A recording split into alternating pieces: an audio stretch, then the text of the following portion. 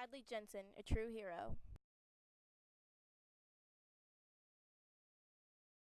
January 30th, 1933, the Holocaust begins. Hitler, a German dictator that demolished democracy, decided to intern and kill all the Jewish people for blaming them for his country's issue. The oppression started in Germany, but later spread into other countries when he invaded them. This is the state Europe was during the Holocaust. December 11th, 1941, Germany declared war on America because of the influence of Japan. Hitler made an oral agreement with Japan on waging war with America, but he didn't know how he was going to until Pearl Harbor happened. Pearl Harbor was the first time American soil has ever been attacked by a foreign country, and is a starting point in World War II. The Allies were on American side of the war. They were all fighting against the Axis.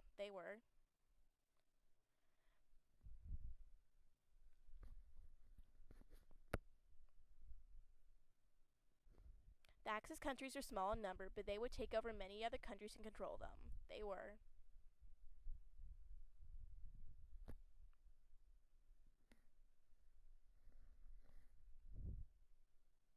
Hadley Jenson, born October 31st, 1917, and raised in Minnesota, was the youngest of 8 siblings. He said, "I was born on wheels." That was proven true when he was drafted into June 6, 1941, to Camp Leonard Wood, Missouri. Later in his Army career, he transferred into 99th Infantry Battalion in 1942 as a head of transportation. And then I transferred out to a Norwegian outfit called the 99th Infantry Battalion. And we activated in Minnesota. I was in charge of transportation. I was in a motor pool. The 99th Infantry was a Norwegian troop set at President Roosevelt because most of the men who were in the infantry were not really considered citizens, so they weren't allowed to be in the army.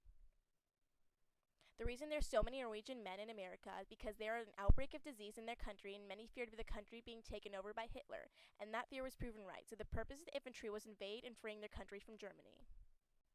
I went to Colorado. We became ski troops. We learned how to ski. Camp Ripley, Minnesota, 1942, had the 99th Infantry, and it was a unique elite unit that was set to pick out having the working knowledge of Norwegian language and thoroughly knowing how to ski. Well, when we landed in Europe, we landed on Omaha Beach in about 4 feet of water. All our vehicles went off those boats about 4 feet of water. We had them all waterproofed. And there was guys laying all around. D-Day was a plan by the Allies to invade the shores in Normandy, France, and go there and weaken Germany. Omaha Beach was the bloodiest invaded beach, killing over 10,000 soldiers.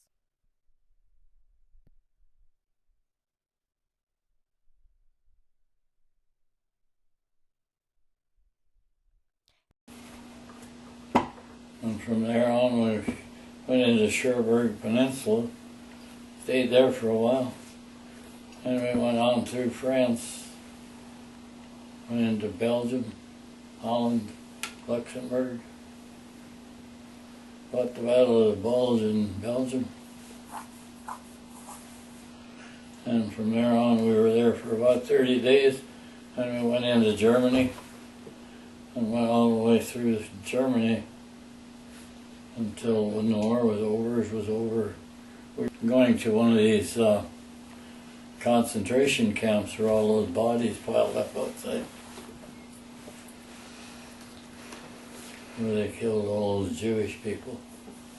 The interned Jewish prisoners would be sent to the chamber like this and told they were going to take a shower, but they gassed and murdered.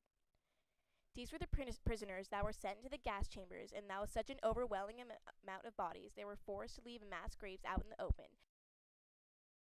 The other thing I remember that I wasn't too proud of was one of those concentration camps. I was in, well, I wasn't in any of them. I just had some trucks that we went over to one.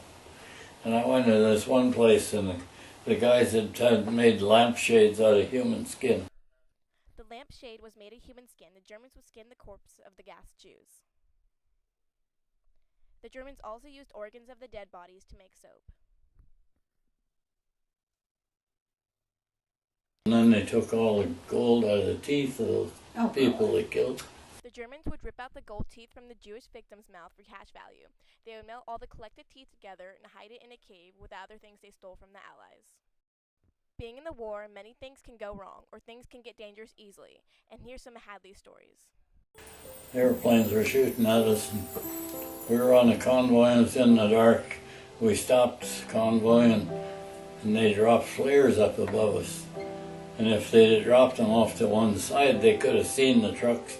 They dropped them right over the road, so they didn't see the vehicles at all, but they strafed both sides of the road.